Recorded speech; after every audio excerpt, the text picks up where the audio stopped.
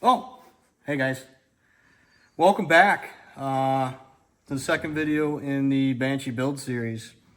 In case you didn't already see the first video, make sure you go back and watch it. We did an unboxing of all the parts to build the 1991 Yamaha Banshee. It's going to be a 421. Nobody gives a shit about that thing. Pan back over here.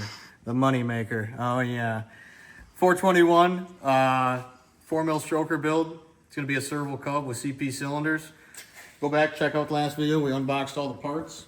Got some of the old parts sitting up here too that were cleaned up. But today is going to be the first build video. So we're going to get into it. I've already prepped the cases. So what I did was, because of the case porting, there was some shavings and stuff in here. Went ahead, gave them a good spray down with some carb cleaner, flushed them out, and then also gave them a blow job. I blew them out with the compressed air. So these are nice and clean. We're gonna start with assembling the transmission side. So I got the shift drum here out. We went ahead and replaced the bearing on the shift drum. So when you're doing these, make sure the markings on the outside of the bearing are facing out, then you know it's on the right way. Okay, so before we were rudely interrupted by a delivery of a chocolate lab.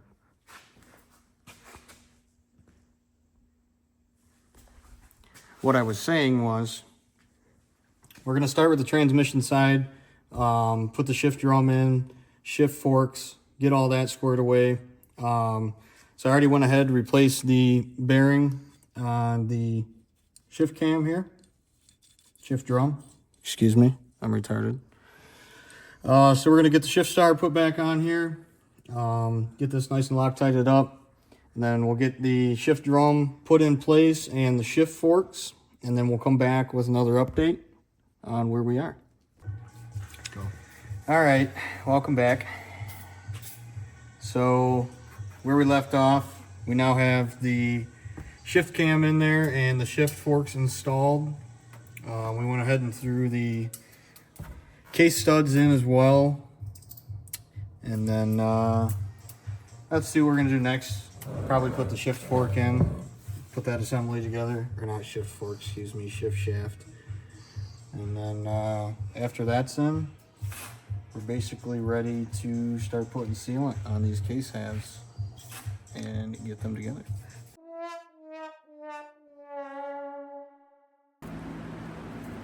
All right, so some things have happened and progressed since you've last seen. Over the course of the last couple of days, I got the bottom end basically together. Yesterday I didn't work on it because I was a little intoxicated. And it's now like 6 o'clock at night because I was a little foggy this morning. So just as a little update of where we're at, we ended up getting the two case halves put together. I put together some of the shift mechanism, got this all in there and adjusted. I still need to put the seal on the other side of the motor for the shift shaft. Got the idler gear on there. Yeah, that's kind of where we sit with the bottom end. So now I'm going to work on putting the pressure plate and the new clutch basket on this new gear. We ended up driving in the collar, pressing that in, and pressing the small gear on the back end. I was having a difficulty figuring out what to torque these bolts to, and I'm glad I stopped, because originally I just had them blue Loctited and tightened by hand. And after further research, it seems like the general consensus is these should be red Loctited. I'm going to try to torque them to 145 inch-pounds, and then I'm going to flip it over and ping the other side of the screw to prevent them from backing out. So I'm going to give this a quick spray down in these holes in the threads with some carb cleaner, clean these up good, make sure the Loctite will stick to it good, and then we'll get it torqued in there. So yeah, we'll work on this, and then we'll come back with another update. All right, cleaned out these holes. Gonna go ahead and put some red Loctite on these bolts, get them in here. I'm gonna use a generous amount of Loctite on these. I mean, at the end of the day, this is what came apart and caused catastrophic failure on the original clutch, so I don't want to take any chances. If they ever need to be replaced, I'm fine with having to drill the heads off of these and replace them. Son of a biscuit.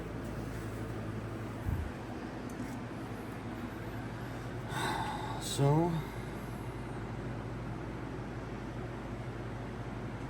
a generous amount of the old red Loctite.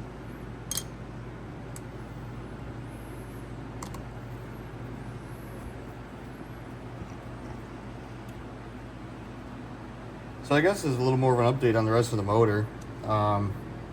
Everything's gone together pretty decent. I did have a problem right off the rip, as I don't know if there's any footage of that, but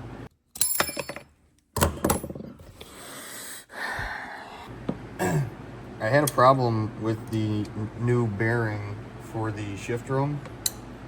For some reason, it didn't want to go into the case how it was supposed to. So I actually ended up using the old bearing because that one slid in and went in easy like they're supposed to. So that kind of sucks, but nothing was wrong with the old bearing. So I just cleaned it out with some carb cleaner, re-lubed it up and put it back in. It's not a load bearing anyway, so should be fine. What else did we have problems with? Oh, for some reason the bearing that came out of the old case, this needle bearing for the clutch actuator, it came out of the old cases really easy, but it went into the new cases pretty hard. So I don't know what's up with that, but we ended up tapping it in there and getting it in there. And then, yeah, everything else went pretty good. Sealant all went on nice, cases fit together nice, got everything all torqued up. So let's everybody cross their fingers that there's no leaks.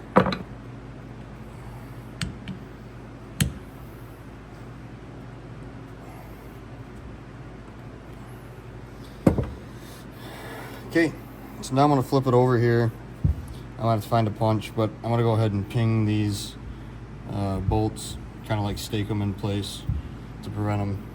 There's like another line of defense against them backing out. So take a pause, and I need to find a punch for this. So now what I'm gonna do is go ahead and punch the edge of these with the center punch here. Stake these bolts in place. Again, I'm no mechanic, so take everything I say with an absolute grain of salt. The smallest of small grains of salt. Don't listen to me.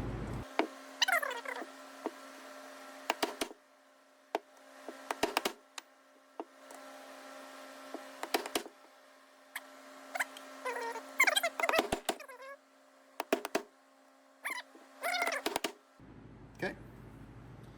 I would say that's probably good. I don't know. Now I'll figure out what we're gonna do next and come back with some more updates.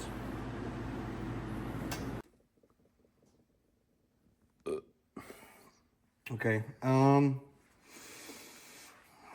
so we got the clutch basket installed in the main drive gear.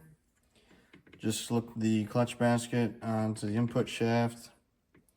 I think now I should be good to finish assembling this. We'll get the inner hub on, put the nut on, get it tightened down, torqued down. I'll have to go through the manual, figure out what the spec is for the torque on that. I know it's quite a bit. So go ahead and do that. We'll get this inner hub on here. You have, I'm not going to take this off because I already meshed the gears, but behind here is the exact one of these washers. And then you have this washer on here again. And then your inner hub.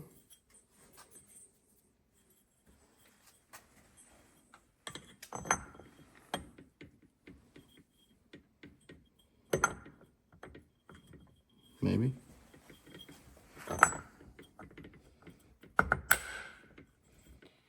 Just like that.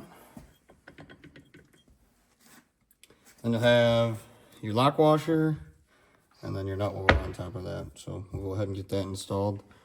And then we'll, after we got that, we got our clutch plates soaking in oil. So after we get this installed, I'll probably just let them soak for a little bit. I'll get our kicker mechanism in here, get that ready to go. And then basically, after we get our clutch plates in here, we'll be able to move on to our pressure plate. I got a new pancake bearing for this, so I'll replace this pancake bearing. Get this pressure plate on there and the lock-up clutch. And then this side of the engine should be done. Should be able to put the cover on it, move to the flywheel side. So that's what we're gonna do. All right, we got our inner hub on. Got our clutch nut on there. Torqued that to 66 foot-pounds per the climber manual. Got the lock washer tightened down on there. Now I'm gonna go ahead and install the kick mechanism here. This is pretty simple. Just trying to get some oil on some of this stuff so it's not dry. So this should, there's this little spring here, spins on here. This spring has to go into this hole here on the case, and then this shaft just fits into there. Pretty simple. And then the spring should point downward. So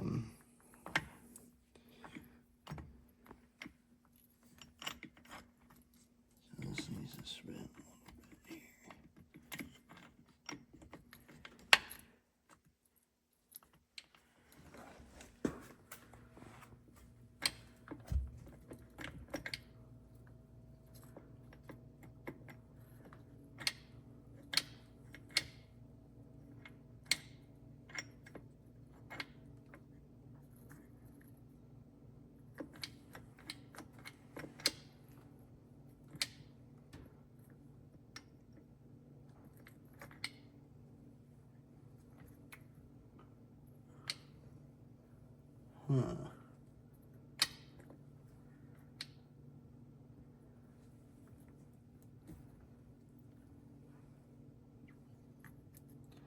Wow. Should now just be able to take some needle nose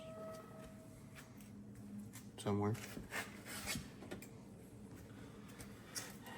Take our spring, and that just goes up here on this dowel like so. And then I'll probably get the kicker out just to work this mechanism and make sure it seems as if it's working how it's supposed to. Yeah, that's all that's to that. So that should be everything on this side of the engine. I'll double check, make sure I'm not forgetting anything.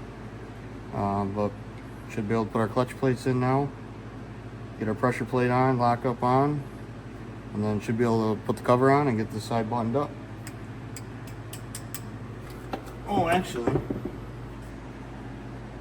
it's not the last thing. I need to put the main crank bolt on, or nut, excuse me, and then the water pump drive gear.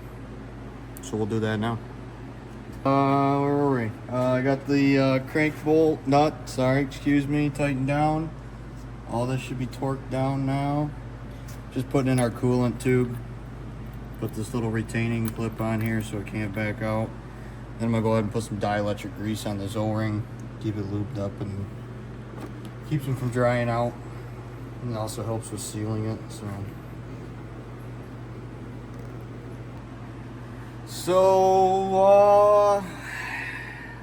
making progress, little by little, on a fine Sunday evening. Putting our clutch pack in now. Nothing too special about this. You just alternate, start with a fiber, alternate fibers and steels till you get to the end. Just tossing all these in here.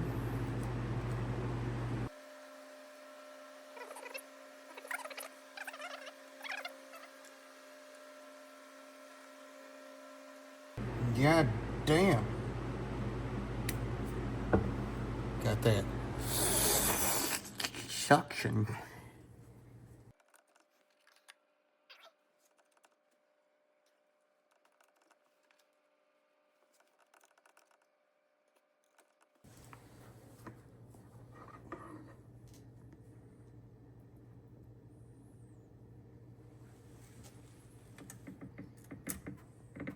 That's all of them. So now, go ahead and get up and get a little dumb. Get our lockup unpackaged over there. Get our new springs. Already got our pancake bearing put in. Got the pancake bearing installed, so that's ready to go. So we'll get that lockup unpackaged, get our springs out, and we should be able to put that pressure plate on there. All right, everything's ready. Clutch cover's about to go on. Got the water pump gear in there. Got the Lexan cover on, all the seals are in. We're gonna throw it on and bolt it up. All right, got the clutch cover slid on. Don't have any bolts in it yet, but looks pretty bitchin'. Hopefully it all works. Always back off your torque wrenches. Okay. That's probably it for this video. Right? Yeah. So bottom end is done. Spin it around here, get a good shot of this. Jesus. Fuck.